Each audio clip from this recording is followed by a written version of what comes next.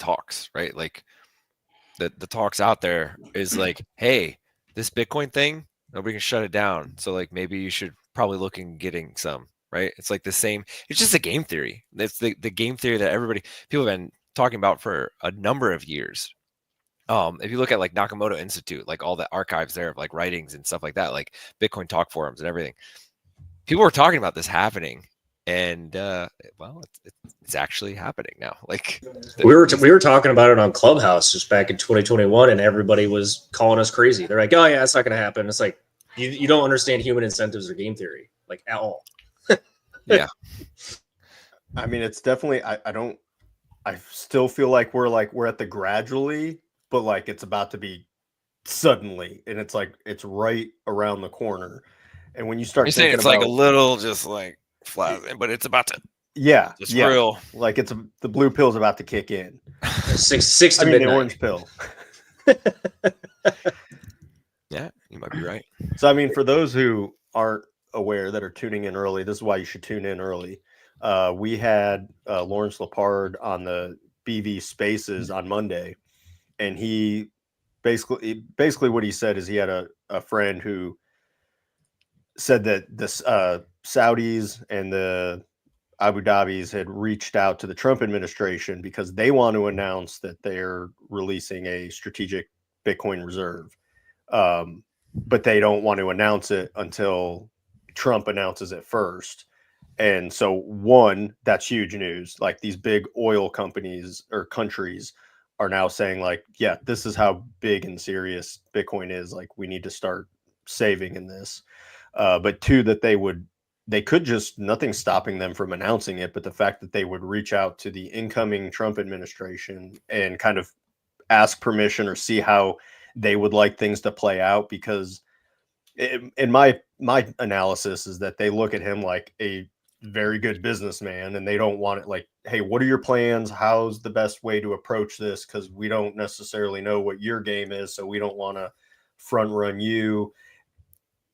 And so it just says a lot about, I think, the direction that we're going to be going in, not just nationally but globally, of how people kind of view the shift from Biden to Trump. Like whether they like him or not, it's clearly a different person and personality that they're dealing with.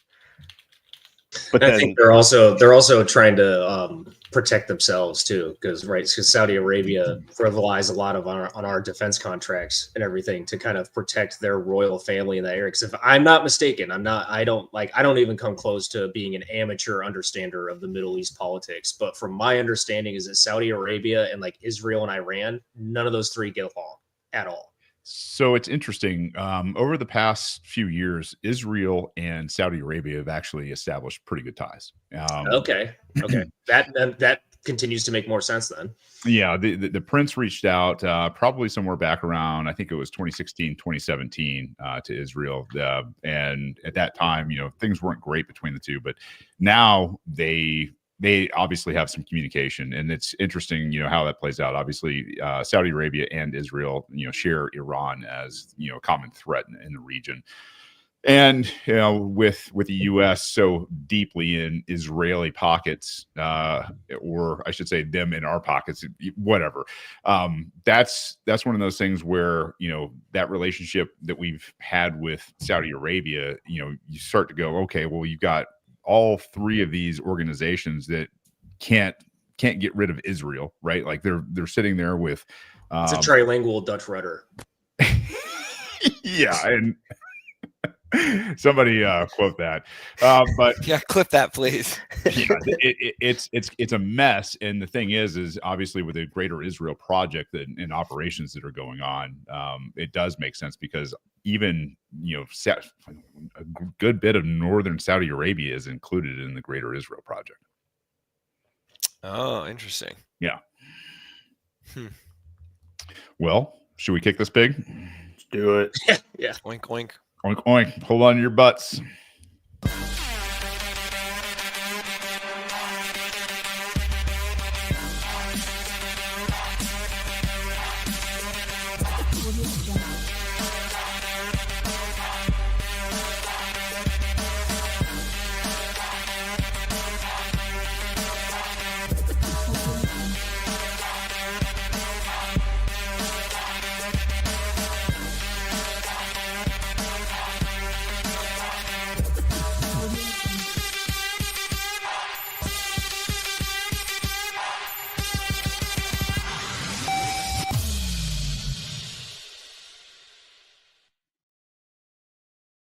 Let's go, man. 100 people already signed in. We just started this thing. This is Bitcoin Veterans. It is 2025. Man, we getting off to a great start. I'm joined by Mike Hobart, and Jordan is back. And we also have Average Gary here tonight. It is going to be, I think, a kick-ass fun show. There's so much happening in the world, but Bitcoin Veterans was established to help veterans understand Bitcoin. It has grown into so much more than that now. We had this passion, once upon a time as guys that signed our lives away to the United States government that, we believed in these things called freedom and liberty and freedom of speech and the right to redress your government and the Constitution and the Declaration of Independence and all these things. And maybe some of you saw behind the curtain just like we did and said, man, those guys are full of shit. And kind of checked out. Well, this is your re-engagement call. Bitcoin is here. It is freedom tech. It is freedom money. It's all about independence. It's peer-to-peer. This is a organization, bitcoinveterans.org. If you want to join us, it doesn't matter if you're a civilian, you can join up. We've got a ton of different groups going. It's completely decentralized. So if you're interested in homesteading, homeschooling, getting off the grid, survival, citadels, you name it, finding a job in the Bitcoin space, PTSD treatment and management and all that, anything you could possibly think of around this topic. NOSTR, radios, pew-pews, radios. Thank you, Gary. What else are we into, guys? Like, what am I? Pilots. We got a health and fitness chat. Yeah. We got a self-custody, like a privacy self-custody chat that's just like constantly blowing up. People talking about like, hey, I'm trying to do this. Hey, I'm trying to learn that. Like, trade-offs here, discussions, running a lightning nodes and everything like that.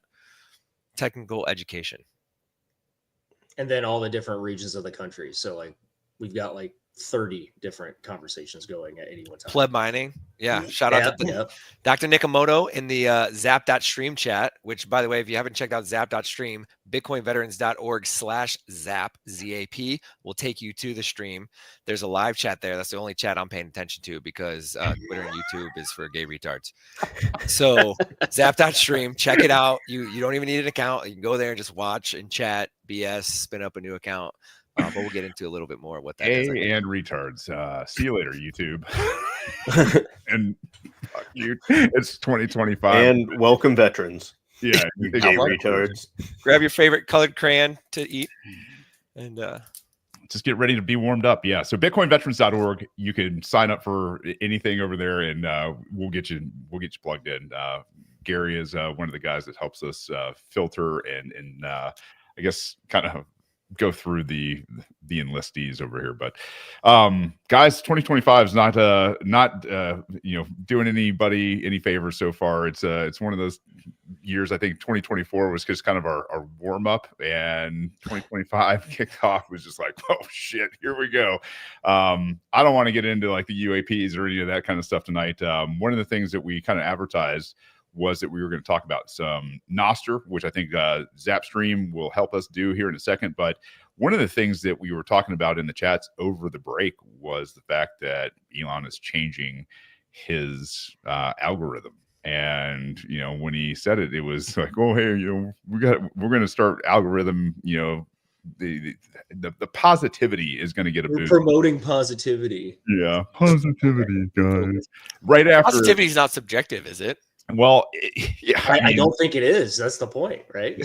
This is the same guy that like 2 days prior in a manic episode told everybody who disagreed with him about the H-1B visas that they should go and fuck their face. So I'm positive. I've tried to do that. You can't. Like, it doesn't work. Like, well, you like Marilyn Manson. You got to remove that rib, right? Yeah, like, they wouldn't do that for me on deployment. It was the only time I tried. I call bullshit. It wasn't the only time you tried. Yeah, Navy medicine isn't what it used to be, apparently. Can neither confirm nor deny. That's what the mustache brush means. That's right. But I mean, I feel like for anybody that's like been listening and paying attention, especially if you've ever talked to Gary for more than 2 seconds, realize like, yeah, Elon bought Twitter and he like fixed it a little bit.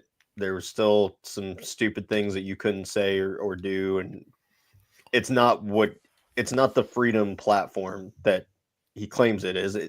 It might suit your policy objectives a little more now than it did, but it's not freedom tech, and that's the beauty of NOSTR. You Well, what's the thing? It's like Mm. freedom of speech, not freedom of reach, is like the whole thing. It's like, well, that's fucking censorship, dude. Yeah. Like, Yep. if you're not letting my message get out there, you might as well. You can not let say me whatever you post want, it but I don't all. have to show it to anybody. Okay, then that's the same thing. Yeah. So Well, and the like the big thing for me was I didn't really even think about it this way. I got to give credit to this.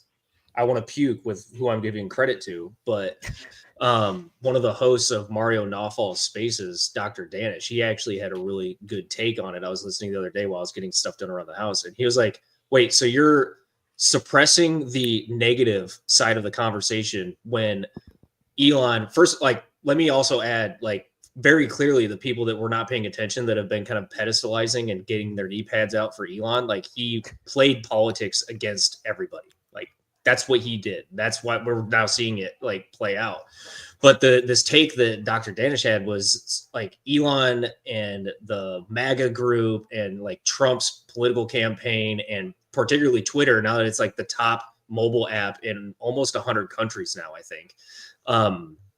Utilize this kind of like being on the negative side of the conversation to gather all this momentum and this support in order to get to the position that they're at now. And now he wants to turn around and start suppressing that side of the conversation. It's like, dude, you're doing exactly what Twitter was doing when you were bitching about it before you bought it.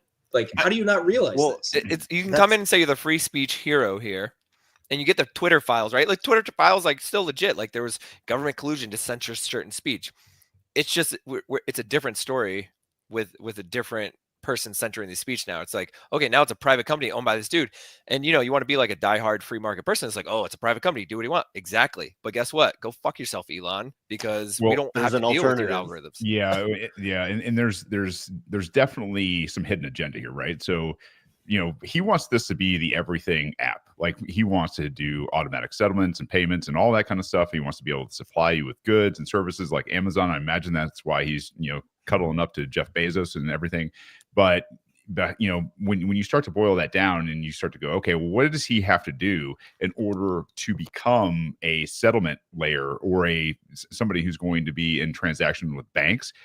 Now you're talking about all the different legislation that's already on the books that he has to comply with in terms of basically invading your privacy and going out there and making sure that he's in line with the banking industry and the SEC and the rest of these organizations that will come down on him hard.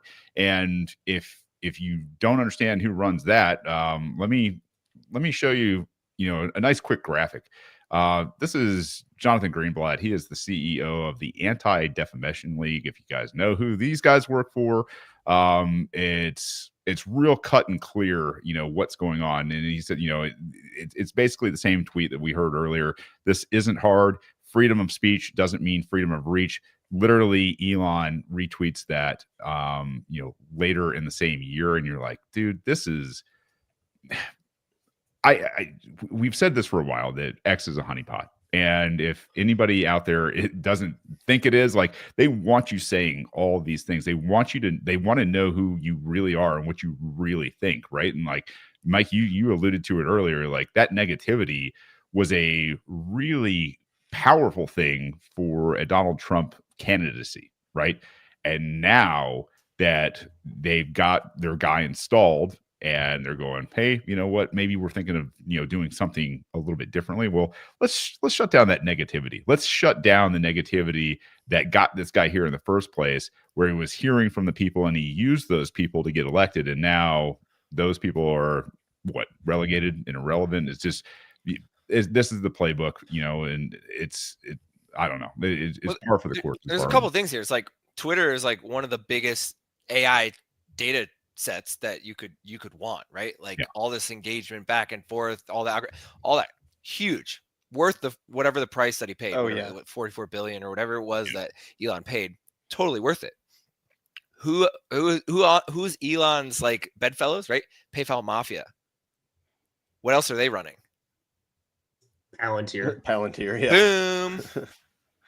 right? Like, what do you need? What do you Yeah. need to do that? You need a captured platform that, by the way, everybody with a blue check Palantir. paying for all of the CPU cycles and GPU cycles to train these AI models, right? So like, good job. Keep paying Elon for that blue check, right? Keep doing that so he can train the data to feed to whatever models he needs. I mean, Grok's probably cool, right? I've seen the outcome. I don't know. I haven't used that. I don't use that platform anymore.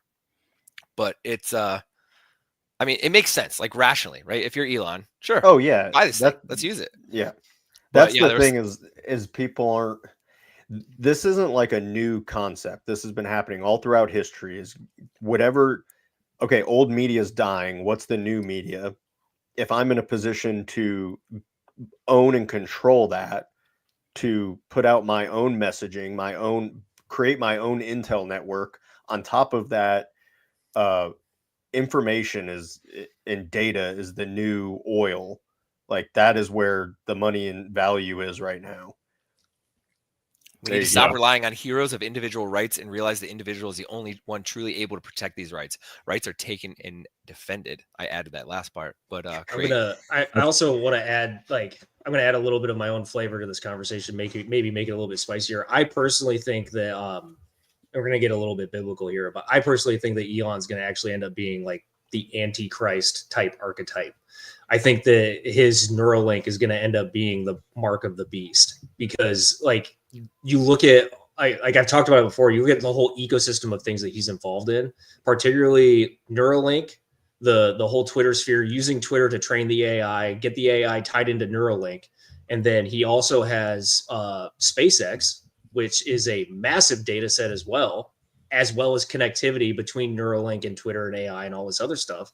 Like, it's like you guys, that is a significant number of threat vectors coming from one singular person who gets unhinged off of one H1B discussion topic that gets proven to be like actually problematic. Like and like then like if he does actually make X into a everything app where he has access into banking and funding and all this other stuff, like you're looking at a China-esque like CCP level of control that has global reach. Like, that's scary. that's a beautiful doom pill from the Doom Lord himself. But what are we to do about it, Mike? What can we do? Well, NOSTR would be a great way to start, in my opinion. Like, I don't what is you guys keep using this word NOSTR? What is NOSTR? I think our mustachioed friend here should probably talk about that. Yeah. So NOSTR, I mean, it's an acronym, first of all. NOSTR, notes and other stuff transmitted by relay. And it's pretty simple. Like, you own your data, you own your profile. It goes with you wherever you want. And it's like, it's sort of a, not to get too technical, but it flips it on its head, where you have smart clients, like these smart apps, we'll call them, and then dumb relays, right? And so like you throw all your data up on these relays. Time out. Yeah, go ahead. I'm out. Geeking out a little too hard, Gary. I love you to death, Gary, but holy fuck. Like, he's just like, I've been wanting to talk about NOSTR for fucking a couple of years now. Work on your elevator pitch. I was going to say, for anybody who's new to Bitcoin and to NOSTR, the underlining principle in all of this is decentralized freedom tech, right? Like, this is immutable, uncensorable. You own it. It's yours. Nobody at like Twitter, there's nobody at Primal. We're running a code. They're running on different servers. Nobody can take this down. This is permanent. This is yours. It is absolutely uncensorable and immutable. It's decentralized free speech. And that's the upfront. So, okay, now that we've like given, let me try that one again. All of our crayon eater buddies out here that are not, super duper mega brains. Now let's talk about this. And if you want me to do anything, and kind of go through this, by all means, let me know, Gary. No, you have a great example. So Primo.net's a great example. If you're on an iPhone, there's the Damus client, DAMUS, right? And then on Android, there's also the Amethyst client, AMET, Amethyst. I don't know, look up why do you need those instead of just logging into NOSTR, Gary? Well, that's because your profile is actually a public key, right? So it's this thing called an npub, but your profile is yours, and you can take it to any app that you want, and it's the same content, it's the same followers, it's the same everything, right? Like you can run your own node for it too to back up all your data, right? So your data is yours on Nostr, right? And you're free to do with it what you please. If you're on Twitter or X or whatever, like I recall before I left, I like did a backup, but I had to go into some like deep setting within Twitter and be like, hey, can you please send me all my data? And then I had to like wait for them to do that. And that's fine, but like what happens if they don't send it to me? Or what happens if I say bad things about H1B or whatever, right? And like I get like my account suspended and I can't log in anymore. You know what I mean? Now I can't even post anymore. But with Nostr, for instance, let's just say the guy that makes Primal, he ends up like hating Shane for whatever reason. He hates Shane's beard. He wished he'd go back to the clean shaven bald guy. He hates beard. Shaven. Jesus. And so he filters out and censors all of Shane's content. Well, Shane can just say, hey, don't use Primal when you want to look at my content. Go to, iris.to or go to coracle.social or go to a million of these other like Nostr apps, and you can still find the content. And one of the other things that's like more, powerful is go to bitcoinveterans.org/zap, ZAP. And there you'll see a streaming platform, just like a Twitch, where you can see the live stream that we're on right now. You got to put a /zap at the end. In this same profile, Hey, look at those that, guys. But the same profile that Shane is using on Primal is the same profile that he can use here on zap.stream, right? And so it's like if you had the same account across all these different apps and all your followers, like you only have to follow. It'd be like having once. the same followers on Facebook and Twitter Exactly. and Instagram and everything. They just so instead of you. me and having to tell no login. That's the big one, right? Like one of the big ones for me is like no login. You don't have to create a new login for a new website. Use your It's email. just your create a new password. profile's login. Yeah, exactly that. And it's, again, I'll try not to get too, but it's like these are like cryptographically signed notes. So when I see your note, Shane, when I go to my Primal or Damus or Amethyst or whatever, when I go check that out, the app is checking the digital signature on there to verify that your keys signed it, right? So very similar to Bitcoin, right? Where there's these public private keys and we like sign transactions. In Nostr, you're signing these events. What that means is if in person, I've gone to Shane and I'm like, hey, let me get your public key. And I see that npub right there. And I verify, I know that's him. Everything that I see that's signed for that public key, I can know as long as I can know that he has not had his keys compromised somehow, I can know that that was like authentically him, right? And this is not like a new idea, right? Like nerds have been trying to do this like whole like network of keys for a long, long time. We just got into this huge network of keys on Nostr by just like shit posting memes, right? And that's the great thing about Nostr is like nobody's gonna take down your memes if they're like super edgy. Like you want to come be super edgelord on Nostr, that's fine. You can mute people, right? If I don't want to see your stuff, I'll just filter your stuff out. But I can't block you. That's the other thing is, all the reply guys out there that want to go in and like reply everybody, you can do that all day in Nostr. Nobody can block you. I can just not see you, but everybody else will see that you're replying to me, right? It's truly free speech that way. Truly. Yeah, So which is the beautiful part. Yeah, let's spend a little bit of time on this real quick because I think this is one of those places where I think a lot of the people who are coming in this space, and I hate to call them normies because they're way ahead of a lot of other people, especially if they're watching this. So your public key and your private key, obviously, I'm not going to reveal my private key, but this is something that you should make a copy of safely, right? Like this is one of those things where you should not lose these, as I have once, and put them in a safe place. Either you've got them written down somewhere, whatever you want to do to make them safe. Do not take a picture of these with your phone. For God's sakes, don't do that. But keep these around because whether you're signing in through a desktop or a laptop or through your phone, these things are going to be very important for making sure that you don't lose your profile. And once you lose it, it's gone, man. Like it'll still exist out there, but it's going to be there forever. And you can look at it and you go, man, that was a great account. And I had all these followers, whatever. You're going to lose it. And the nice thing, right? Like, so different, very different from Bitcoin too, is like these keys, they're to your like social media, right? Your like online profile. So a little less critical than like, I don't know, your life savings. So you're not going to have like a super secure device. Not yet. Maybe you will. Maybe your profile, your reputation online is worth so much to you that you're not just like throwing it in some random website. You're using like a more secure, remote signer, right? That will like sign on your behalf, sort of thing. That gets complicated. For most people though, like this is going to be sufficient. A browser extension is going to be sufficient. The browser extension lives there, and every NOSTR site that you go to, it will just log you in with that browser extension and do all the signing for you. One cool thing, Shane, go throw a post, like go hit new note there on the bottom left.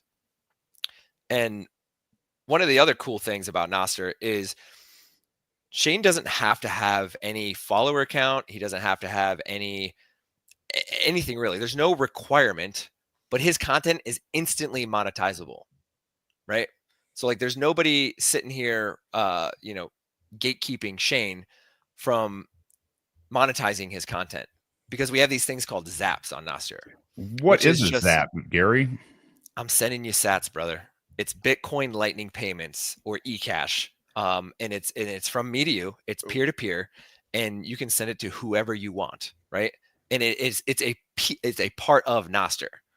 So if you're on NOSTR, I can zap your profile, I can zap your content, you can zap the stream. There's all these different things, right? The comments in the zap.stream, you can zap individual ones. It looks like we have a zap in the post a note, and then I'm gonna zap it, and then we'll right. see That's how, what yeah. One other thing too that's particularly big that none of the other social media platforms provide is you get to see your post preview.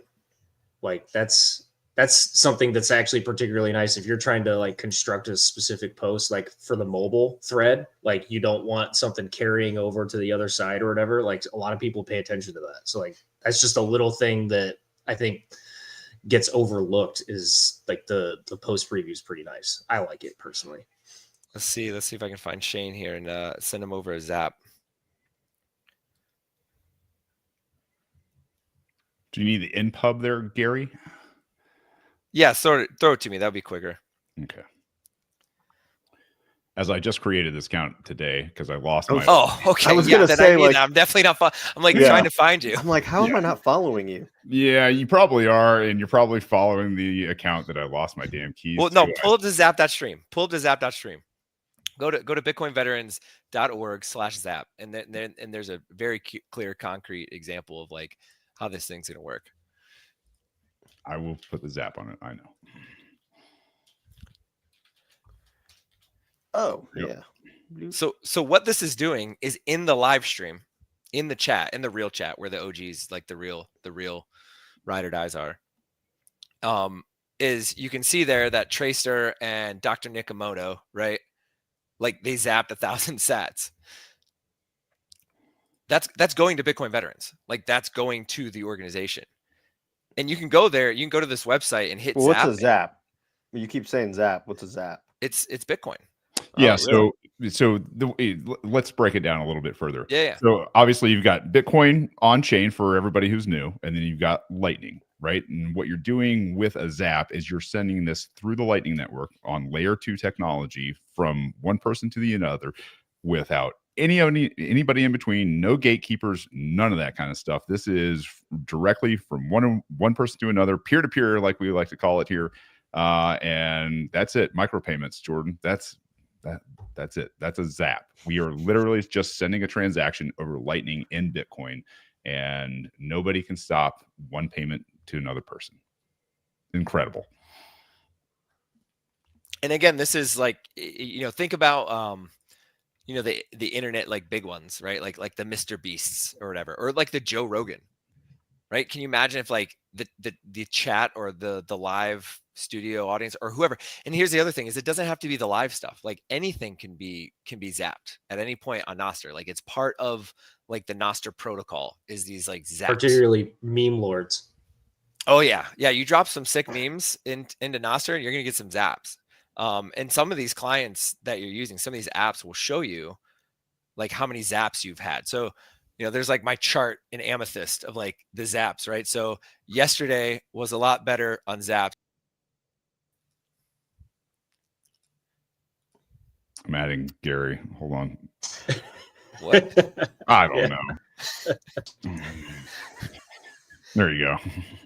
Yeah. So like today it's like 180 sats. That's like fractions of a Bitcoin, right? Fractions of a Bitcoin. But yesterday it looks like I got up to, I can't read that backwards, like almost like 800 Satoshis. That's like 80 cents. Big earning day. It's 80 cents. I just shit posting, saying good morning to my friends on the internet. You know what I mean? Like you get on there, and that's the other thing is it's like you don't know what to do with your whole NOSTR profile. Just get out in the morning and say GM. Just say good morning. I guarantee you a bunch of people are gonna flood in and be like, good morning, GM, GM, GM, GM. And it's kind of nice. It's and you get to know these different like profiles and stuff, even if you haven't met people in person. But when I meet people in person, I'm like, hey, show me your NPub. Like, I want to verify, like, this is actually you, right?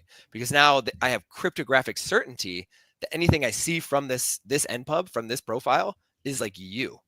And there's two things that AI cannot fake, right? You can't fake a digital signature, and you can't fake proof of work, right? So like the proof of work things means like AI is not coming for the blocks in Bitcoin, but that digital signature is when you see something online. How do you know it's real? Like, how do you know what it is? Like you can see a video and be like, I don't know what this is.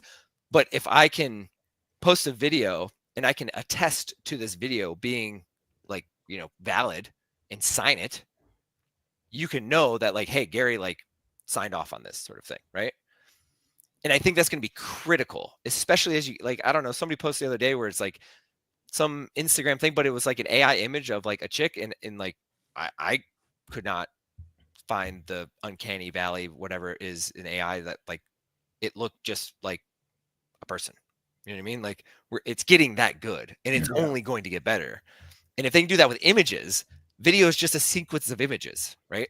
Strung together. Or even just a post, just text. I mean, that's easy enough to just copy. If somebody gets your Twitter account information or SIM swaps you or whatever, just they post something saying, Gary is gay. Donald Trump on Twitter, do you think Elon could, I don't know, hijack his account and post on his behalf? Yeah. Dude. He's hijacked accounts before. He took like the @America handle or whatever, right? And the @X or whatever handle, right? Like if you're the leader of a nation, why are you using these silos, right? I mean, you talk about it. Elon, all these people can do it to you. You talk about an external risk. I mean, you're literally, you've got guys with accounts that are basically controlling the executive of the United States that can be faked or taken over. Yeah, imagine if the ADL got into like having the AI and the account capabilities like that. I mean, which, by the way, never mind. I'm not even gonna go there. Well, like look at like Biden basically saying that he wasn't going to run and how all that situation played out, and nobody's really. Imagine if he had posted something saying like, "Yeah, I was planning on running, and they did this to me." Like you would have proof that. I don't know if Biden's running his own Nostr account, but like you'd have a way to basically get a word out to the world, like this other stuff you're seeing over here is not real. This is me, proven to be me, saying what's real. Well, and that's a double-edged sword too, right? And one of the other things is like my buddy I just got him started, and he's like, I can't delete posts, and I'm like, nope, sorry. Like things you put on the internet, even if you think you deleted it, they're not deleted. Like it just doesn't, like that's not, deleting on the internet is not a thing. Like you can ask Elon to delete your tweet, but guess what? That's still somewhere, right? It's still somewhere out there. So like it's enforcing this reality of like shit you put on the internet cannot be deleted. So in NOSTR, it also creates for a better like environment when people know that, like, all right, if I say this, it's there permanently. You might think twice before just popping off talking shit to somebody. Radical personal responsibility. Yeah. Same with and accountability. Oh no, man. Yeah. People are gonna hate it. All these people going back and that's why I love it. Tweets like, oh, let me go delete all these tweets about whatever, right? You don't have to worry about screenshots anymore. Well, and that's the other thing is, if you're running your relay, right, which the relay is just like the database that things go into. If you're running this relay, you can back up everybody else's shit, right? I can back up all of Mike's notes. I can back up all my own notes. You can self-host this. You can have it on your phone. I have a relay like that just runs on my phone, right? It's just like a dumb database. So there's also like this dynamic where the data is out there and there's no like guarantee that anybody's going to save your data for you. But a lot of people, like if you're friends with me, when I spin up my relay finally, yeah, come like post on my relay. I'll save your data for you. It's not going to cost me anything extra. In fact, I want your shit on my relay because I want to communicate with you and I want to know where to find you. So we lost Jordan. He's gone. No. They took him out, guys. It's gone dark. the super nerd NOSTR conversation put him to sleep. Well, and if you tried it, here's the thing, Mike, you're right. The super nerd thing, like if you tried NOSTR like a year or two ago, when it first, there was like a big like Jack Dorsey I was using wave, it a right? year ago. Which, it was brutal. it was janky, man. It was rough. Like yeah. There's been a lot of smooth edges over time. And one of the other crazy things is like the developer community, right? So I'm a dev, right? I do open source tech, I do freedom tech. There's a lot of activity, a lot of churn, like people constantly experimenting, iterating, and that's why it's gotten so better, right? And you don't see that a lot. Like you don't see a lot of love it. You don't see a lot of new tech that gets like grassroots adoption of people that are like, oh wow, this is sweet. And one prime example I'll say is like if you're like a website guy, but you're not like a database guy, right? But you really have this idea for an app, but you don't want to go through the hassle of like AWS and like standing up databases and cloud and all this other stuff. NOSTR's the answer. You can just go do a NOSTR. Like a NOSTR website can just be a single HTML page. Like that's it. Like you really just need the bare minimums to do a NOSTR app. And you kind of like offload all that back end database and all this other things to the rest of the network. And the beautiful thing is when you launch that single page website app that is like nothing but like, bearded bald guys and comments on their pictures, you instantly have users from the rest of the NOSTR network. Because when I go to your website, I don't have to create another account. To your point, Mike, from what you were saying before, I don't have to input another email and put like a plus sign for the URL so I know which one's like selling my data off to whoever, right? It just works. Like I just have an account. And say you don't have an account, say you don't want somebody to know that you're into bearded bald guys. You just spin up a new key. You just have a new account, a new key, a new NPub, and call it whatever you want. You call it Mike Hobart.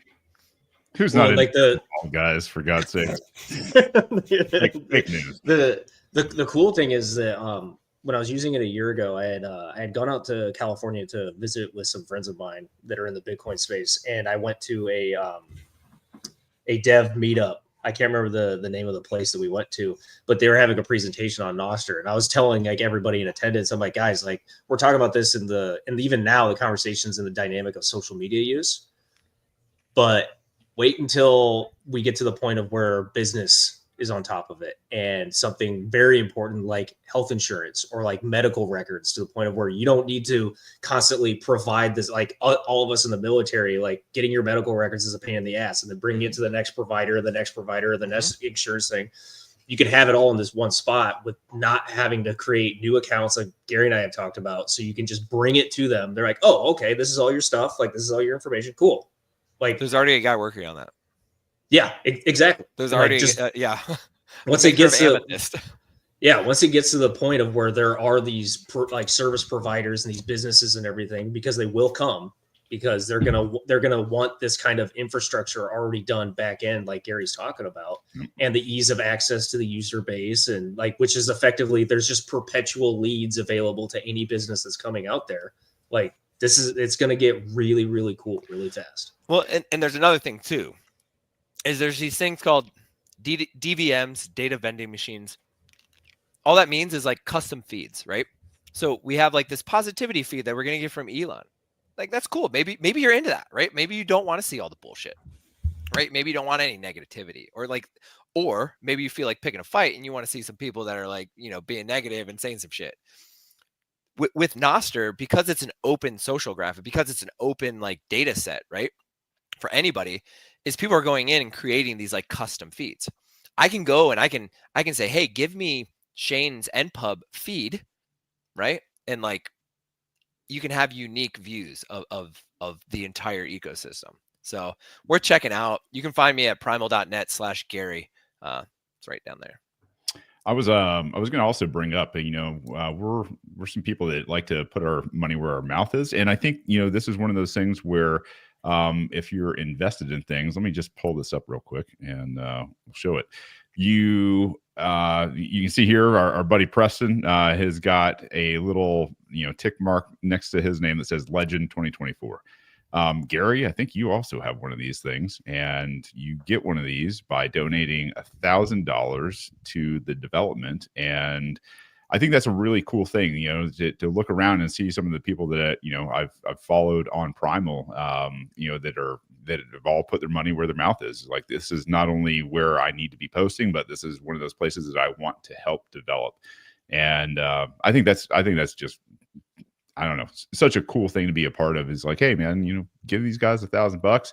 You got, this legendary, thing up there that says, hey, yeah, I helped build Primal, which I mean, what a cool thing. Building a decentralized platform where, people are not going to get censored or suppressed or throttled or blacklisted or shadow banned or whatever the hell it is. This is an absolutely killer application, and I think this is the future of where people are headed. And I think people are starting to wake up to the idea that not only Bitcoin but NOSTR are going to be extremely important going forward. Click on that Zaps thing, Preston, and you can see the signal, right? This so one it's up one here? thing to like. No, down. It's like no. Down below, it's like 2,096 zaps to the right a little bit. Yep. Click that. Like you want signal. Likes are nothing. Likes mean nothing. If you're sending Bitcoin to somebody, like that's a big signal, right? Like that thousand sats, right? That's a whole dollar. 1,000 sats. Paul Saladino. Anybody follow that carnivore guy? He's on NOSTR. He's awesome. Right. So Preston is out here sending signal, high signal, right? Not just like likes, hearts, emojis, which you can do that too, but like sending real value.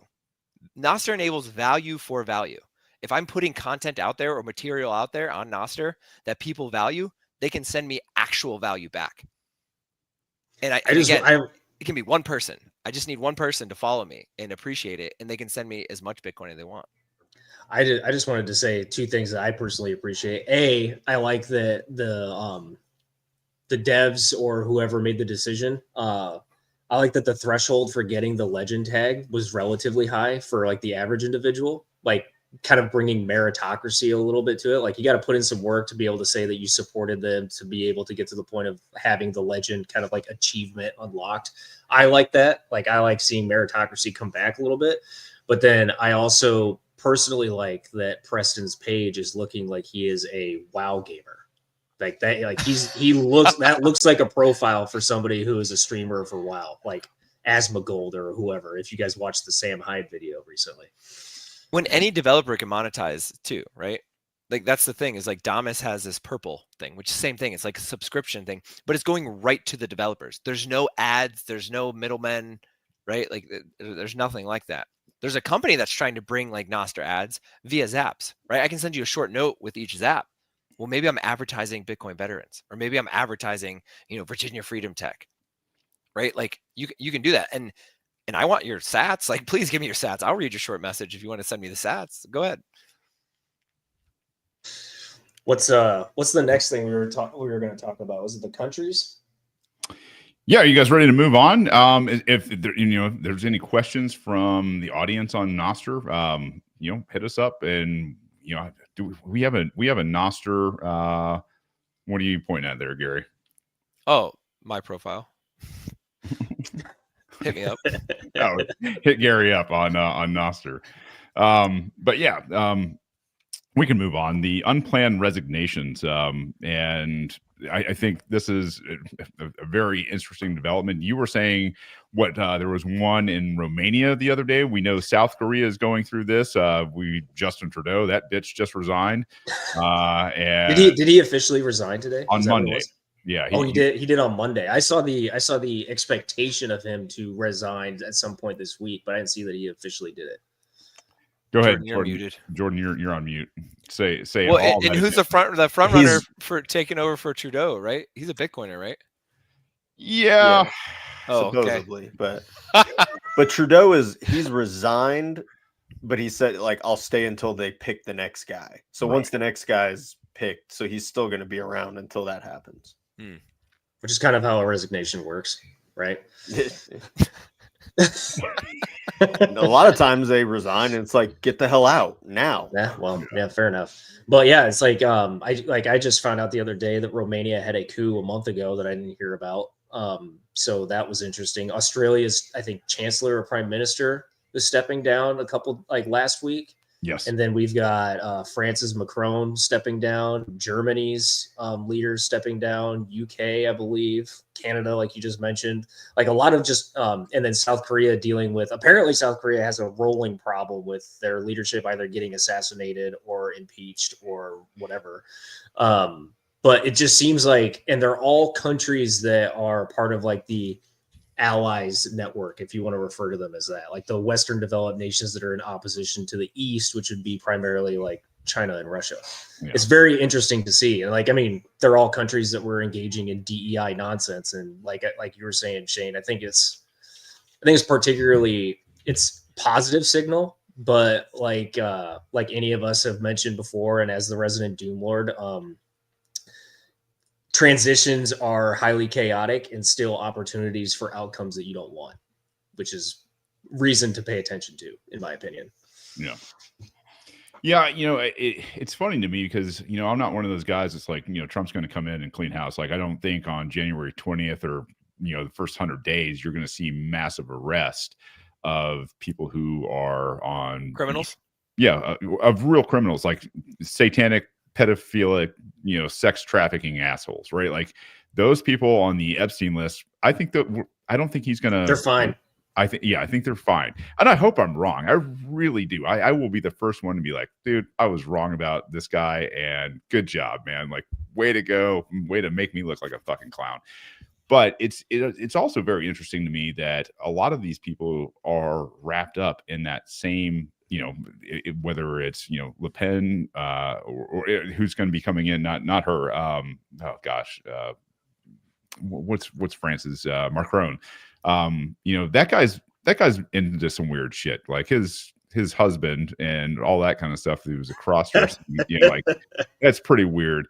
You know, and I think, you know, Trudeau's probably a big part of that as well. I think he's, you know, compromised. I think most of these guys are compromised, which is kind of a, you know, just a red flag to me. It's like, all right, well, if you guys are all resigning now, why now? And what is the, you know, precipitous event? And, you know, the biggest precipitous event that can reach all of these different people is something possibly coming from the United States executive. And I don't know, like it makes me at least pause and sit there and go, I don't know, maybe something is going on. Yeah, like I agree. I could definitely, I'm in the same boat. I will be very happy to be proven wrong that like Trump does go after all these people. Like, I don't think there's anybody in the world that deserves to be rounded up and taken care of than these groups. But the other thing too is that, like, I think what could be scaring them is maybe not the executive, but seeing the people. Like, the people are starting to get to the point of where they're not tolerating it anymore. And from what I've seen, it's not just Americans that are in that position. Like, you look at what's happened, particularly in the UK in the last week with this revelation of these hidden rapes by migrants that have been happening for over 20 years. Like, it's a lot of this stuff is starting to like come out. And then like, I'm wondering if there isn't going to be investigations into the actual network itself. Cause it's been again, like I heard a quote from a podcast recently that conspiracy theorists are always right. It just takes quite a while for us to be proven right. Like, I think that more people are going to start pulling on, it's like, okay, well, why do all of these particular people that are all kind of like of the same network have the same proclivities and the same problems? Like, oh, maybe because there's a logistical network that they are all relying on, that they all share. Maybe we need to start doing a little root cause analysis and pulling on that thread a little bit and chasing down like that network and doing something about it.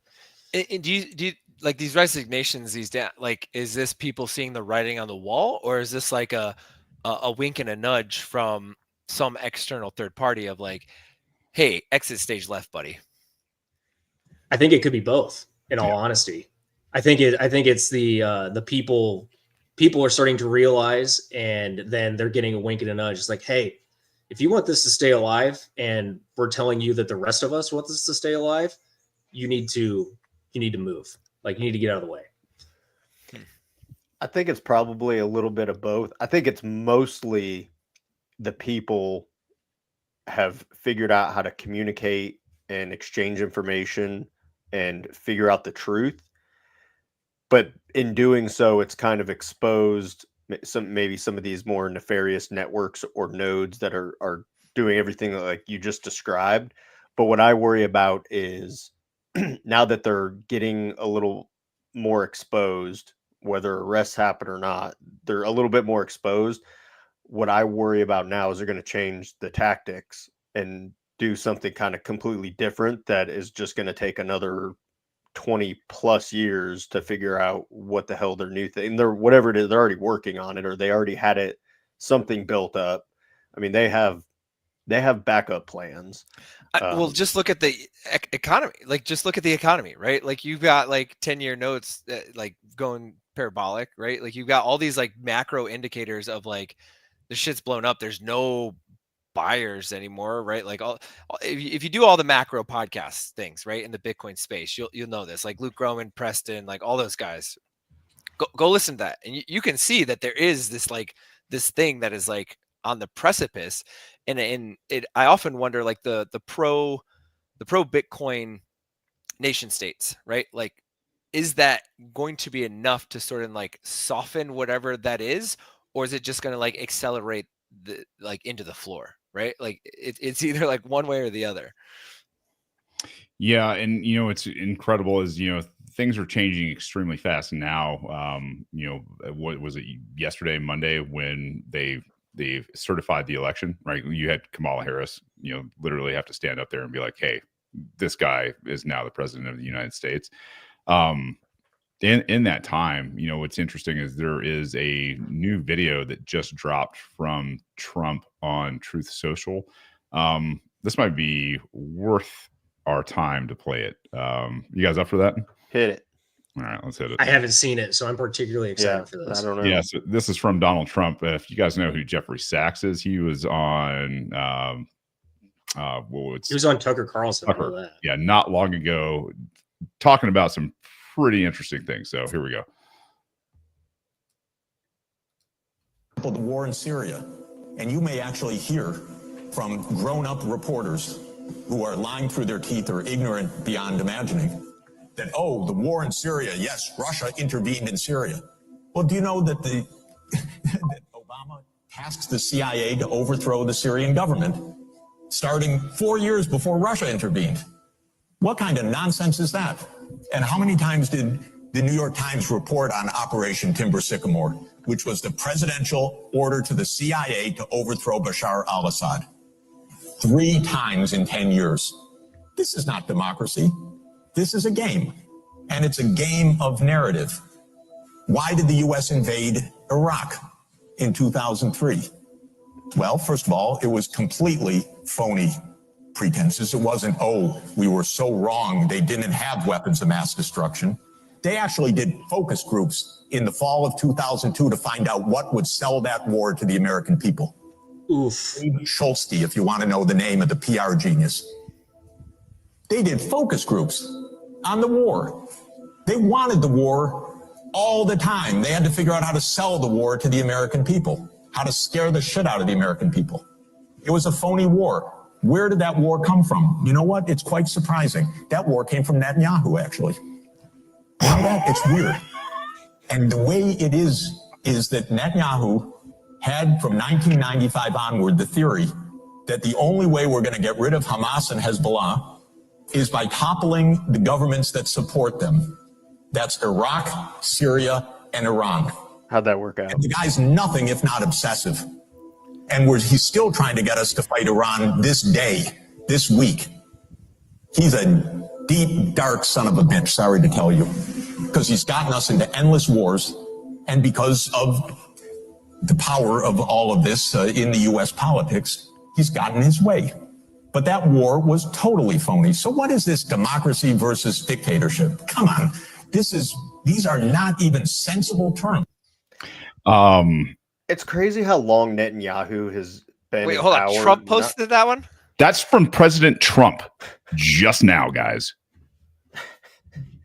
Holy, like we I don't even think like the whole. I don't know how to. This is a moonshot. This is what this is. He's been talking about fucking Greenland and the Gulf of America and annexing fucking Canada, and then they drop this shit where he calls out Netanyahu for getting and falsifying intelligence to get the U.S. to come over there and fight Israeli enemies. And you all until you fucking die. Arlie Army just decided to light up over there on the sound.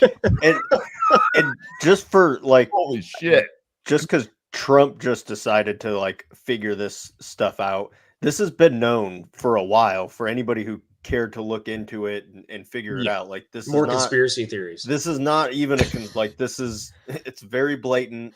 It's all out there. And what's crazy is like how long Netanyahu has been a leader in Israel, not consecutively, but like what did he say? Since 93, 95, when these plans go back to like the neocons as well, like before they were able to take power. Like this is not like new stuff. This has been things that have, I mean, Netanyahu's been talking about Iran getting a nuclear weapon. They're just months away from getting a nuclear weapon. He's been saying that for my entire life. Yeah. And look at where it's just, like they said, focus groups to try to get what's going to sell the war most. They literally tried to regurgitate that. And I think from John Brennan, of all people, like, you know, Brennan and the rest of those, you know, ridiculous CIA guys, man, it's like, you know, when you're regurgitating what you what you were saying in 2001, 2002, 2003, like the MO is old, it's over, but this is a bombshell. Like, and this is, I think, between, you know, yesterday and today, this is a different tone, man. Like this is, you've got a president who hasn't gone through the inauguration yet, and he has now been certified as the president of the United States. Like this right here, this is, I guarantee that's a big so target waiting for saying. the certification, right? Like waiting for the certification to go down. The certification's happened now, right? So like that, like that piece, that's like the official piece of it. Yeah. And now it's just the inauguration. So it's like one more solidification of his, you know, presidency. And now he drops it. And we still got 2 more weeks before that. And we've already seen what happened in the first 48 hours of this year. So like hold on to your butts, guys. But then and then from that point, like after the inauguration, it also is not done. Like, right. So like they have 4 more years to try and fail and refine and do it again. But the other thing too is that that Jeffrey Sachs clip, I think a lot of things were accomplished in that video. Maybe Trump is aware. He seems pretty smart, so he's probably aware of like the effectiveness of that video. But this conversation about democracy in America needs to be really had. Like, I think it needs to be had like very aggressively, because like the more that the more that I think about it, the more that I look at it, this whole like, well, you're violating the democracy like within the United States as far as like the voting process or whatever. It's like, well, first of all, I'm going to stop you right there. Constitutional republic. We were not established as a democracy, and there's a reason for it. And that is that democracy turns into mob rule, especially when you have a problem with that, especially when that democracy or that mob rule is under the guise of tyrannical mindset or mind virus. And then you got people like lynch mobs going around and all this other stuff, turning other like minority groups into martyrs. You can't have, you basically cannot have democracy rule. Who was there was a podcast for it. I can't remember. I apologize, but they had brought it up that like they used the Middle East as the example. It's like, look at the example of the Middle East for like democracy rule. It's not exactly a positive. There was a podcast for it. I can't remember. I apologize. So we got audio back on. Where's that coming from? East as the example. It's like, look at. Sorry. Okay, I was just trying curious. to figure out. I was like, where is cra- that coming from? Mike, a crazy thing is like the rampant like miseducation of America on how our government is structured is too, and some of the drastic changes that happened to it. The whole like senators used to be appointed by the states, Yeah. right? Like 16th when did that Amendment, man. change? 1913. What else happened in Oh, 1913? weird. Yeah, that's Reserve. when the Yeah. greatest president ever, Woodrow Wilson, signed in the Federal Reserve Act. And I had no idea, like in not that I was like a huge history buff in school or anything like that, but like it's just not anything. It was always just like, oh yeah, the senators and the congressmen get elected. Man, that's such a drastic shift in power dynamics within this republic of states. Right? Especially when you look up why the House of Representatives was set up the way it was and why the Senate was set up the way it was, so that they could balance each other out. And now you've made them basically the same thing with just a different apportionment of votes. Right. That's Yeah, right. right. And the other thing too, I lost it. Never mind. Go ahead, Shane. Sorry. Well, interrupted you I for was no just going reason. to say that you guys are right on in the history of this in terms of the 17th Amendment. Is when they made the senators Democratic, what they did is they took away the people who were supposed to be speaking on behalf of the state.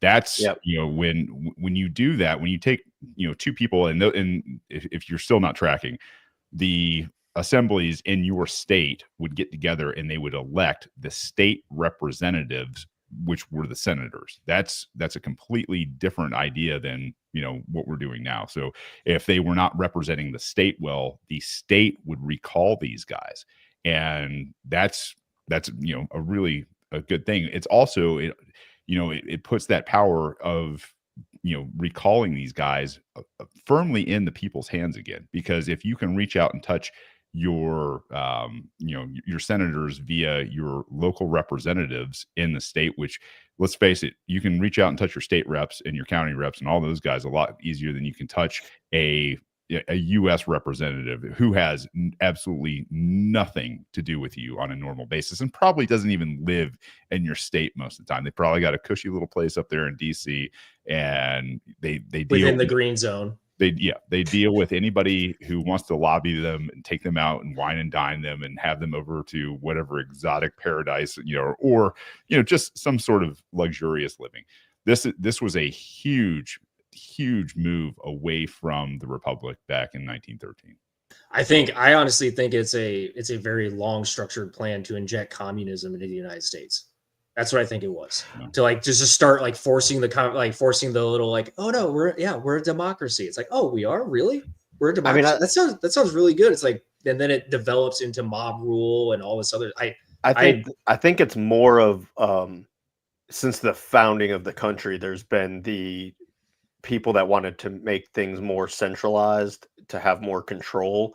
And as time has gone on, it's kind of taken on a more communist bent to it because of just the era we live in. But I mean, it always just comes down to how much centralization versus decentralization. Like that's what the Federalists and the Anti-Federalists were basically arguing for and against. Mm-hmm. And that is really like, you could pick out any like chunk of any time period in American history, and it's always come down to this fight between the people that want to be left alone and decentralize things, more power as low as it can, and those who want to centralize. And unfortunately, the centralizers have tended to win more, or at least when they do win, it's just such an outsized impact on the ripple on effects because centralization fucking sucks.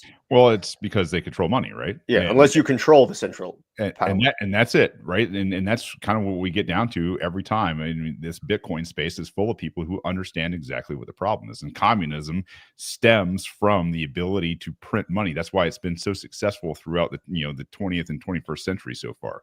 Is you've got a group of people who literally can print money out of thin air that you have to work for, and then they can apply it to whatever they want, whether it's blackmail operations like Epstein Island or the whole Diddy fiasco, or probably the Oprah Winfrey and the rest of those those scumbags that are out there, you start to understand algorithms and how they tailor things like porn sites to go after these people with really weird sexual proclivities. They invite them to something. They're narcissists. They're megalomaniacs. They're like, I deserve to be here. And just by being at a certain place with certain people that they want to be, hobnobbing with and rubbing elbows with, now, now they're exposed and they're compromised, and they've probably got video of it. So what do those congressmen and senators do? Whatever those people tell them to do. And now you've got a completely controlled Congress and Senate, and they appoint people to bureaucracies and the most powerful bureaucracies on the planet. So when we talk about how important Bitcoin is, not other shit coins, not all the dumb stuff that's out there, Bitcoin and Bitcoin only, this helps break that grip that they have on the world in terms of fiat currencies that absolutely disincentivize good behavior and incentivize the most perverse, evil, satanic behavior on the planet. Look where all the money printers gone too, right? Yeah. Like the forever wars, the military industrial complex. Which nations have we been saying the most foreign aid to? The people that want us in those wars. It's Israel, right? Like we just send them piles of money, and they want us in these wars to destabilize, like to basically carry out their foreign policy. Like we're the action arm of them to carry out that foreign policy. And because the money printer is so successful, you can just Raytheon, Lockheed, all these like big defense contractors just become fat cats, while the rest of us, and by that I mean veterans, just get shafted and blown the fuck up.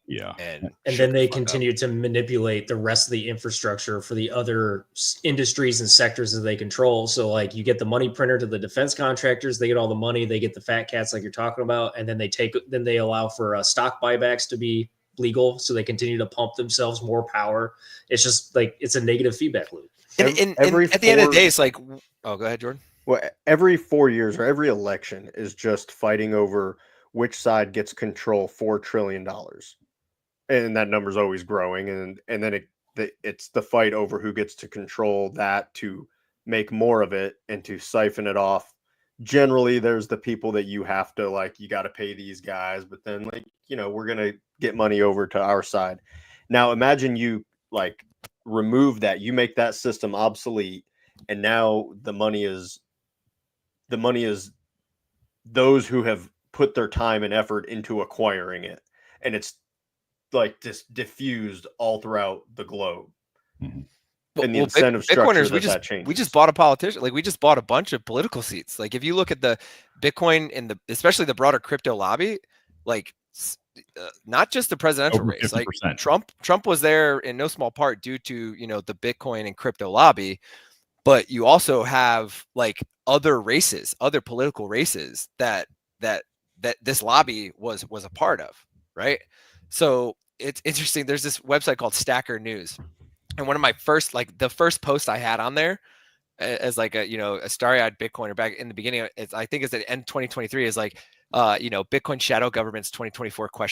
And I was basically like, hey, like the halving's coming up. Bitcoiners are going to have all this like power and influence. Like, why would we not want to like influence like local elections to put people in positions of power that agree with our ideologies and align with our objectives? And lo and behold, here we are in 2025. We got, the orange coin by the orange man being pumped to infinity and a bunch of other pro Bitcoin politicians coming into seats talking about SBRs and everything like that. So that's a beautiful thing. And we don't have to stop at like the federal level for that. You could do that. If you're like a Bitcoin whale sitting around, like find some pleb that wants to run for political office at your meetup and like make him the mayor of your town, right? Like, if you want to, or hodl strong. But I mean, the wealth game of accruing power and influence, right? And that's the other thing is like, I feel like the whole like DAI thing narrative is like kind of like shove that to the side. Oh no, you want to be equal and all this like diversity and everything. No, fuck that. Be the best at whatever you're going to be, accrue power and influence, and do good work in the world. Yeah, right. And in the Bitcoin monetary basis is going to reward you for that. And so it's like a flywheel. It's like, oh man, I'm going to keep doing great work because I keep getting sats. Oh man, I'm going to keep shit posting on NOSTR because I keep getting zapped, right? Like it's a flywheel effect. And Bitcoiners have learned how to see through a lot of this bullshit, right? It's like one of the crucibles you have to go through. You have to go through this like cognitive dissonance of like everything I've learned, I should start questioning because it's probably fucking wrong. And so you get to see who's actually playing the game above board, right? Like moral and just individuals. How are they playing this game? Support those people, find those people, seek those people out, be that person in your community to elevate others and do good on their behalf. I was going to say, and just add to this, courage is contagious. And when you start to see guys standing up and you want to support them, and I'm telling you, it's not that hard. You can speak out, you can stand up, especially if you've divorced yourself from the system. And the longer you're in Bitcoin, the faster you can divorce yourself. Have you ever been worried about what you're going to say because you might lose your fucking job? Like, I know for a period of time, I was that guy, man. And I can tell you now, I don't have to worry about that shit anymore. And that's Bitcoin. If you're gonna change things, it's gonna take some courage. And that courage, I'm gonna tell you right now from experience, standing up and speaking truth to power is one of the most gratifying things you can possibly do. And it's going to inspire other young men, which is exactly what we need coming up. Is we need an inspired bunch of young men coming up going, you know what? Fuck this. I'm going to say what I want. I'm going to get a Bitcoin job. I'm going to stack Bitcoin. I'm going to free myself. I'm going to free my family. I'm going to free my legacy from the system. And that's how we start, that flywheel. You start to get a bunch of courageous dudes out there that have divorced themselves from the system. Boy, you want to talk about change and change fast. This is the reestablishment of, I think, masculinity in America. And I would be remiss if I didn't mention the Bushido of Bitcoin. I don't know if some of you guys are already reading that. I just got it today or yesterday. Yeah, it's I'm about halfway through this book so far, and I got to tell you, Svetsky has done a awesome job. I'm looking forward to having him on. I think probably by the end of March or something like that is what we discussed. Give everybody some time to read it and then kind of really go through it. But this reestablishment of the positive masculinity that society needs, and where we're headed as Bitcoiners, and asking that question, like, hey, what are our ethics? What are our morals? What are we going to be striving for? I think, Gary, you said it just right, man. There's we've got this, and we've got something, that we can help other people free themselves with. It just takes a little bit of courage. Well, in the veterans group, right? Like this Bitcoin veterans mission, the thing that drew me to it is, growing up, like I read about like the Knights of King Arthur and stuff, and this idea of like just men being strong, yeah, in being ready to like being peaceful, not harmless. Like, don't fuck with me because I'm strong and I have a gun.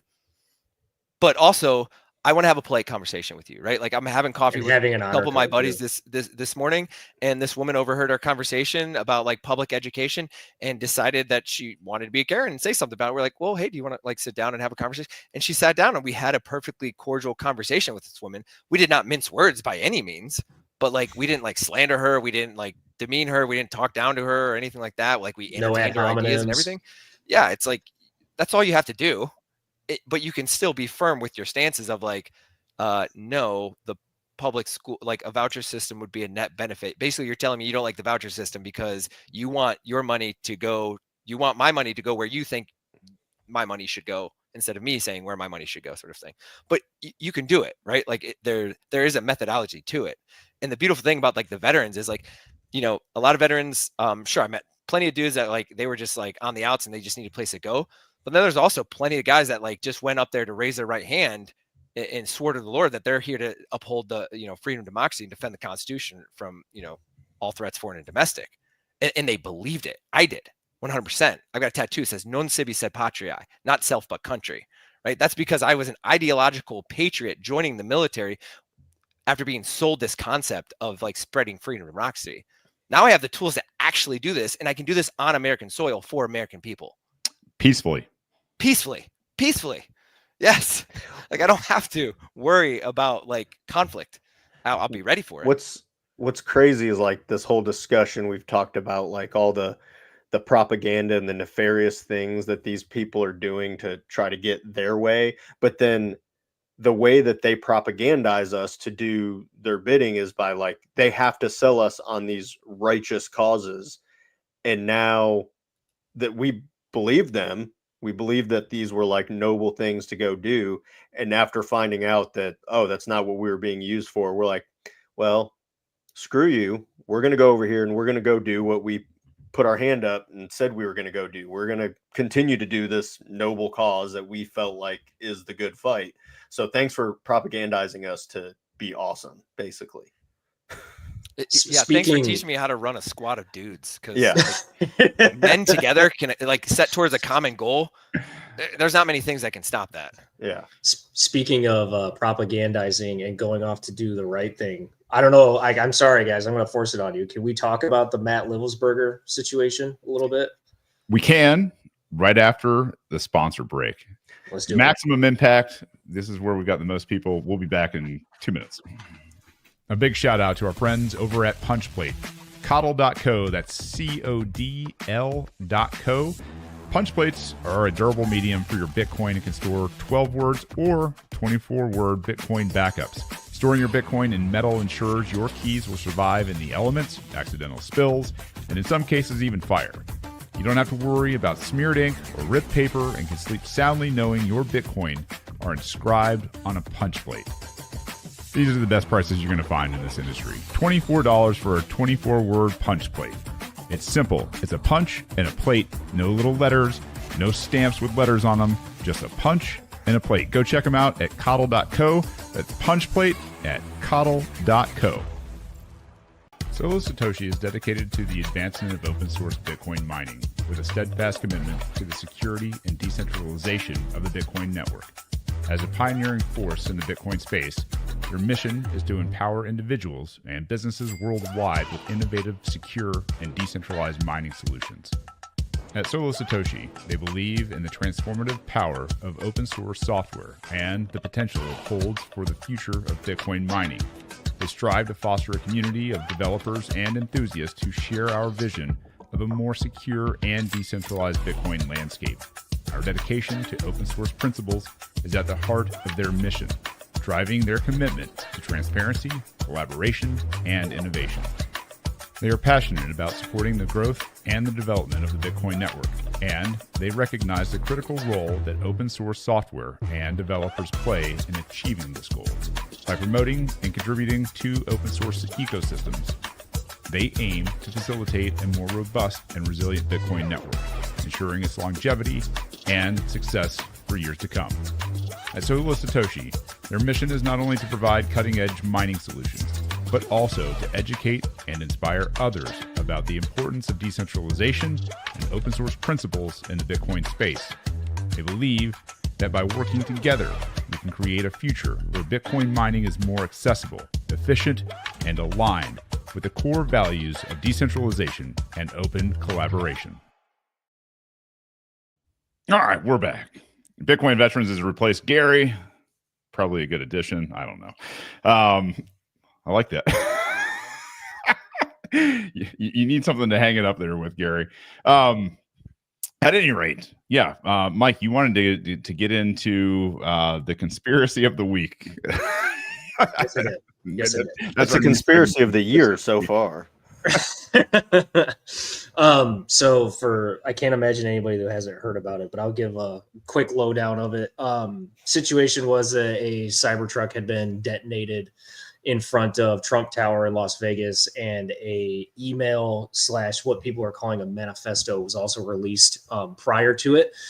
And it was released to an individual by the name of Sam Shoemate, who was a CW2 intelligence officer in the Army for, I think he said he did it for 20 years. He went on Sean Ryan's podcast, I think 2 days after the truck blew up, to talk about how he received an email potentially from this Matthew Livelsberger, who is the individual that is being I don't want to say allegedly, but I'm going to say allegedly, being the guy who detonated this truck and who died in the truck. And I say allegedly because we were talking about it before the show. He's been pointed as the guy who died and detonated the truck and was sitting in the truck when it detonated. Some problems with that quote unquote theory for me are that the DNA that was provided as being evidence of him being the one that died in the truck was provided by a family member, as reported by MSN, and not actually taken from the body itself. So that's when it comes to intel ops, that's a little bit of a problem, in my opinion. It's not coming straight from the source. And then another big problem for this allegedly being Matt Livelsberger in the front seat of the truck is that the FBI said that he shot himself before he detonated the truck while sitting in the truck with a Desert Eagle that was present. A video that has come out of like showing the truck itself can actually, you get a view inside into the truck, and there appears to be no gunshot that goes off. With the Desert Eagle, you're gonna see a little bit of a muzzle flash, and It's a 50 caliber bullet. yeah, Like that's like It big. literally would have gone through the roof. yeah, and you don't see the muzzle flash. The contents, which was for those I did not say, Matt Livelsberger was also a Green Beret. He had tons of accolades. Apparently, everybody that worked with him loved him, thought he was super smart and very effective. He was also a team leader. And Jordan, did you say he worked intelligence too? Like he was a team sergeant, and before that he was a intel sergeant on a team. Yeah, so he's capable, right? Yeah. And this bomb that he made the Cybertruck into was made into a bomb by a couple canisters of gasoline and some mortar style fireworks, which does not make sense for a Green Beret of that capability.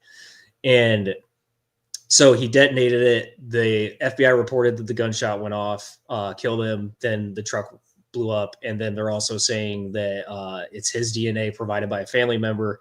When you watch the video, there's no gunshot. So the FBI was proven wrong on that, clearly lying about it. And then you don't have the direct source DNA and they said that his body was unidentifiable because of the fire. I'm like, there's a lot of things that aren't lining up that should be lining up. And my only problem with that is like all of the destruction that happened, but then conveniently his passport and his military ID are not just legible, like melted. Yeah, like you're able to see that it's him. Like that was all right. Like, those are two weird situations.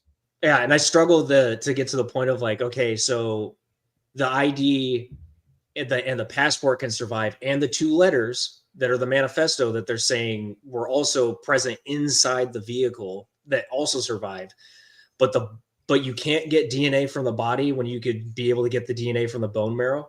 Like you're telling, like not all of these are lining up. They're not making a whole lot of sense. There was another report saying that like they did match up like tattoos or something. I'm like, well, so then he had identifiable things on his body.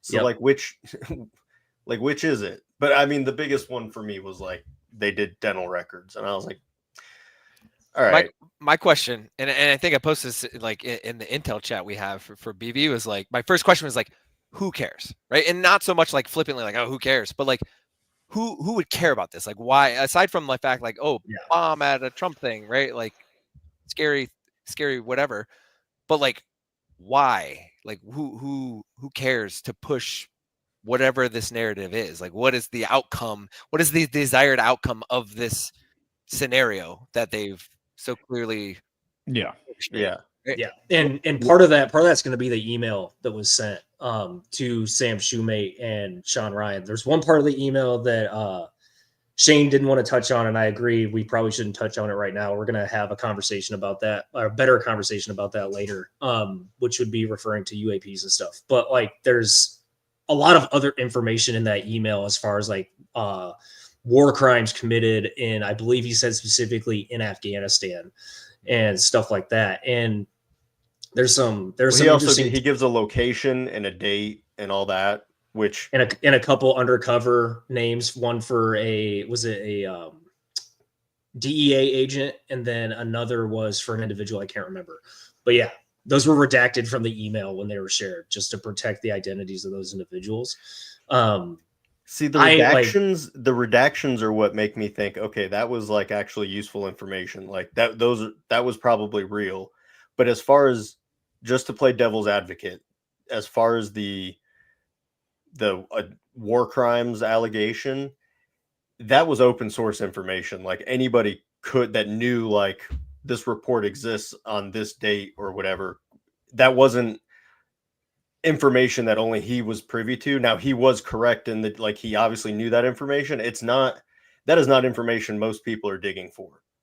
Like, unless you were there and you're like, what happened on this day?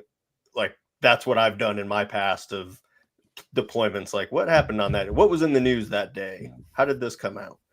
So, And that could go either way, but I was going to also add one thing that was giving a lot of particular contention and controversy on the internet. When I say it on the internet, I really just mean Twitter because I have an addiction and a problem. But there's like the identifiable as far as like for verification, he provided a make, model, and year of a vehicle he had. And Twitter was lit afire by saying that the public records do not reflect this piece of information. So he's clearly lying. This is clearly a psyop.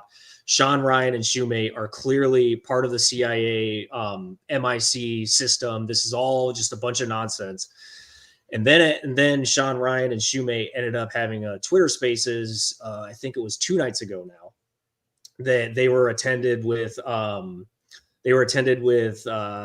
Tardio, Dale Stark, Sarah Adams, who has been on the podcast with them multiple times, but she's not really relevant to this part of the story anyway. But they had a bunch of intel people and good, like, reputable sources to talk about this stuff. And Matt Tardio got very specific information stating that while the make and model of that vehicle he provided for verification didn't match public records, it did match his ISO prep, which is the piece of information that you give to prove to a recovery team that you are who you say you are an American citizen and all this other stuff. His bona fides. Yeah.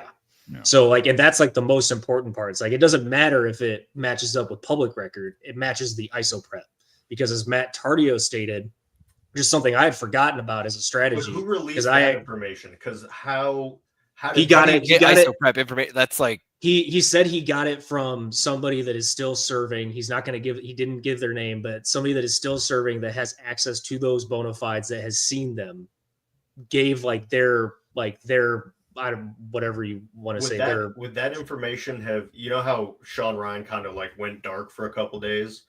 Yeah. Did the information come out after that about the ISO prep? Yes. I suspect that this, but it wasn't from Sean Ryan. It was from Matt Tardio. Yeah, but I'm suspecting that like Sean might have linked up with somebody. Yeah, over that's that what I would period, because they did not. They were like, I can prove that like this is him, but I'm not going to transmit this. Like, you're going to have to come meet me. Yeah, I agree with that. Yeah. So, and then the FBI came out, I think earlier today, stating that the email that was, and obviously I have my opinions about the FBI. I don't trust them at all, but it's just another kind of like check mark of them coming out and publicly stating that it was Matt Livelsberger that sent this email to Sam Shoemate, who Sam Shoemate brought to Sean Ryan. And I have theories. Yeah, I have no doubt that I have no doubt that the email was from him. I just wonder, like, I'm like, why do you call this a manifesto? This was him trying to provide information. He's a whistleblower. It's not a manifesto. But those are the pieces of news that like rise to the top. Oh, he had a manifesto. Oh, he's lump him in with all these crazies that did something and wrote him. It was still haven't answered like the who cares. Like so. Yeah, I'm at this point still. Gary is all right. Why is what happened important? And what is it? What kind of message is it pushing? And we had this thing that happened down in New Orleans as well, where a guy ran a fucking truck through a crowd down there on Bourbon Street, and you had an ISIS flag that was upside down and all this other stuff. I think in my head it looks like the powers that are, and the CIA, the Mossad, the rest of these people that are out there, they need war and they want war, and they are trying to push war, whether it's with China, whether it's with Russia, whether it's with Iran, and this fomenting this, this aggravation that is, the media and these ridiculous, false flag events, or at least conspiratorial type events that are not clear cut. They leave a lot of questions. They don't quite smell right to most of us. And you're sitting there going like, okay, like Gary said, why? Who gives a shit?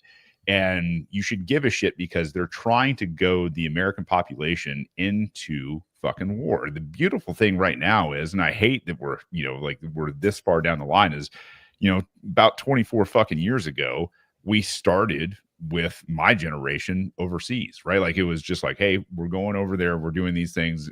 We heard earlier Sachs talk about this in terms of falsifying information, possibly pulling off attacks, and all these other kind of things that push us into wars with other people's, with Israel's enemies. And I don't want to skirt around this. Anybody who's trying to be a provocateur right now, in terms of Russia wanting to fight us, Russia doesn't want to fight us. China doesn't want to fight us. Fucking Iran definitely doesn't want to fight us. None of these organizations and countries want to fight us. Would they appreciate that we weren't weaponizing the dollar? Would they appreciate that we weren't using the CIA and military force around the world? Yeah, absolutely. Yeah, a little bit. But in terms of these things being what they appear to be, boy, I don't think they are. And I think it's one of those things where I think this is the same old MO, and I'm glad we're war weary. I'm glad we're wore out. And it's just like, it's time for these people to not only be exposed, but it's time for them to start paying for their crimes. And I don't know, hopefully we'll start to see some of that. I don't know. So you think it was just a push to foment anger or outrage or some sort of negative backlash or reaction from? Well, yeah, you kind of look at, what, Mike and I said, we haven't really dove into this, but the UAP aspect, right? And what he talks about in this is, you got China drones that are all over the United States right now. Like, really? You got China drones that are in accordance with FAA regulations with fucking blinking goddamn, green and red, strobes on them. You're like, no. Like that makes zero sense. And I know there are some other UAP phenomenon that's out there. But at the end of the day, like it's fomentation. It's one of those things where these guys are fear-based, and they try to elicit the fear reaction in people. Like, well, we got to fucking bomb them over there before they can fucking bomb us here. They hate us for freedom. I'm like, dude, none of those guys want that smoke. None of us. So I have my analysis of the, like, who cares, like who would care, but I'm interested to hear yours if you have it, Gary. No, I don't know. That's why I'm asking. I don't like. I don't right. like. I feel for the dude's family and for anybody else that was like impacted by this kind of thing, but I don't know, man. So, like, I mean, I'm gonna kind of touch on something like that Shane just said, and I know we're at the end of the show, kind of don't want to get into this right See you now. Next week, cliffhanger. This is a teaser because next month we are having Ashton Forbes on, thanks to Mike, and we're going to talk a little bit about this. But this is why I think it's important. I think the useful information was that he was like, "Hey, I was in Ukraine." I don't think he says he was in Ukraine, but I've done the math to figure out like what unit he was in. Okay, he was in Ukraine. Matt Tardio said that they were both in Ukraine. And like drone strikes, or drone tactics are being played out in real time in Ukraine right now. They're figuring out how to fight this war with drones. I think that he's accurate that China and the US, maybe some other countries, but possibly just those two, have a technology that basically warps these drones over like a population center, wherever they want. Like, you have all these FAA guidance. Okay. You have signals jamming capabilities. Okay. You don't have that if something pops over and just appears and stays there for 5-10 minutes and then can pop back out, into this other dimension. I don't want to say dimension, but basically it has already gone back to China or whatever other staging ground it likely came from. And both the United States and China have this capability. What that means, like, forget about nukes. We've bypassed nukes. We can drop in 20 to 200 drones over a city and wipe it out, and they pop back out, and it happens in minutes. It's kind of a checkmate if that is true. Like, forget nukes. Nukes are not the problem. Drones with this new warp technology, gravitic propulsion system, that is the new threat. Like, that could be what we are living in. And he's trying to let us know, like, yo, tone things down, US and China, because like this is beyond nukes now. Like, you can just wipe it out and not leave a trace. That would be some scary shit. And that's personally the opinion that I have. I think that like a lot of the other information that was provided in that email was to kind of like try and give credence to his concern and his particular opinion on the situation.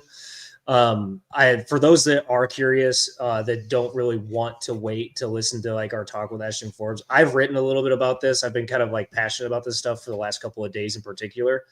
If you go to justhearmeout.substack.com, the last 2 articles I've written, I've been talking about this, particularly in the latest one that I put out, I think yesterday morning, was a researcher that has been working on the electrogravitic propulsion stuff. And I've provided quite a bit of information as far as like, she was disappeared under some interesting circumstances with a lot of events that she has documented that were very interesting, along with multiple others that worked in the industry. So like, I think it's very real. And I think that, cause like, to your point, Jordan, he mentioned in that email, he's like, I'm concerned about mutually assured destruction between China and the US in particular. And to that point, 3 weeks before this happened, Dr. Stephen Greer had given a podcast stating that he had a number of Green Berets that were specifically going to be coming forward in the first half of January of 2025 talking about this stuff. So we have that to look forward to. That this might be related, it might not. But the other kind of controversial thing I wanted to like share with you guys, I think there's a plausibility that Matt Livelsberger is still alive. One of the main reasons being is that Jordan, when we were talking about it before, like we were on this podcast, he mentioned that he was trying to flee to Flagstaff or Mexico. Why would you mention you're trying to flee to any particular area if you're going to be doing something like this? They're going to go to both and make sure that like they catch you. So like that doesn't make sense. This is it's called an EPA. It's an just completely blanked on the name, but it's a plan of action for evasive plan of action, EPA. Yeah. So you have planned how you're going to get out of a country, like all the steps, but also like that involves deception tactics too. Like these guys are literally trained. We're trained anytime we go to a country. If things go south and you're relying on yourself, how do you get out of here? And so like this, and he's doing this so he's a 10th group guy. So that their area of operation is Europe. Like that is to figuring out how to evade through a heavily populated area, get on a plane and get back to the United States is not out of the realm of possibility. Especially with all the tech that they have surveilling like all of Europe. But like one of the reasons that I think that one other reason why I think he's still alive is those that have been down this rabbit hole, like I have. Bob Lazar specifically mentioned that they used the airport at Las Vegas to fly into S4 and Area 51.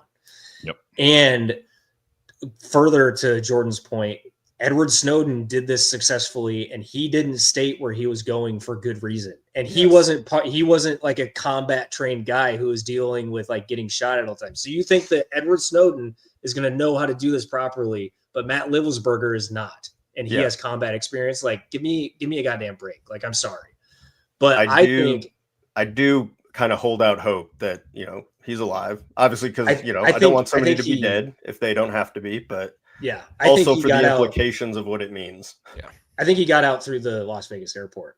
Because like if he was connected into this network, this Dr. Stephen Greer is talking about, Dr. Greer and his teams that he's been working with, they've been pretty tied in with very wealthy individuals that want this information to get out there as far as disclosure goes. I don't think it's that big of a leap to think that there was a private owner of a private jet at a private hangar at Las Vegas that had a flight ready to go. And he sent all this stuff out, got it taken care of, just zip lined over to the airport. And he was anywhere in the world within the next couple of hours. Yep. I think it's very possible. Yep. Mike, I'd love to read that stuff. You can post long form content on NOSTR and I would zap you for it, but I will, you know what? I will do that as soon as we're done here.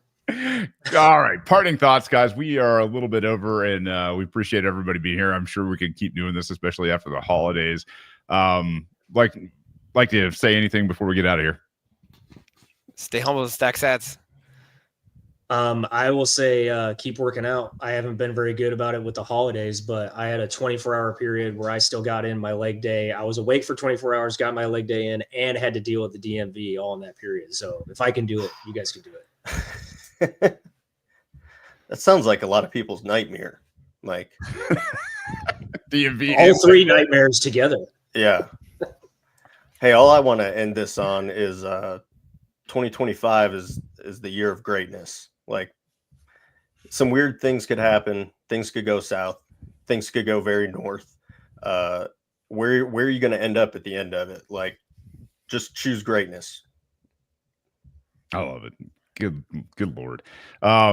Guys, if you want to be part of this, bitcoinveterans.org, go over there, sign up. We'll get you into the chats. We'll get you spun up on Bitcoin and NOSTR and anything else you want to be spun up on. And it's a great community. The best part of Bitcoin, I will continue to say it, is the community. And these individuals that are going out there, putting in their time, putting in their effort, putting in their sats now, and reinvesting into this community. Like, this is coming. The flywheel is happening. You better hold on to your butts, because 2025 is going to be that year that makes 2024 look like a little warm up. And for that, I'm excited. We need drastic change in this world, and we need decentralization, and we need everything we can do in terms of peer-to-peer without these crooked, corrupt people. And that's where Bitcoin and NOSTR shine, freedom tech in general. So there's going to be a lot happening. We've got some major announcements coming in 2025 for Bitcoin veterans, and I am super excited about this.